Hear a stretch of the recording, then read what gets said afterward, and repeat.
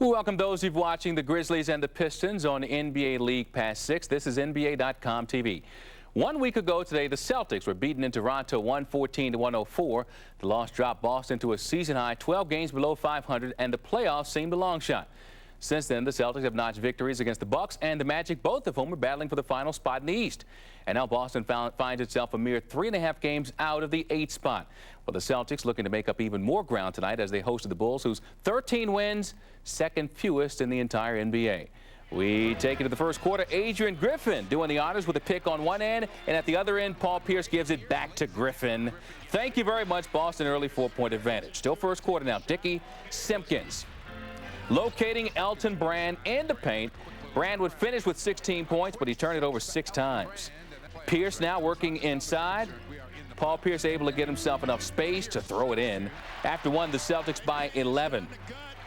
Now, Boston got Dana Barros back for the first time after he missed 6 games with back spasms, and he pays off there from the wing. Celtics open it up to 14.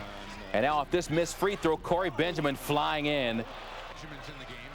But the Bulls still down big by 19. Walker now lobbing down to Pierce. And he's fouled. Celtics by 21 at halftime, 62-41. So in the third, Celtics continuing to roll. Pierce to Kenny Anderson near side 3. Dead solid, perfect. 16 for Anderson. Anderson now. Nice moves. Gives it up to Danny Fortson. Celtics by 24. Fortson finishing with 14 points. Now after this tip-off, Walker steals it. He finds Pierce.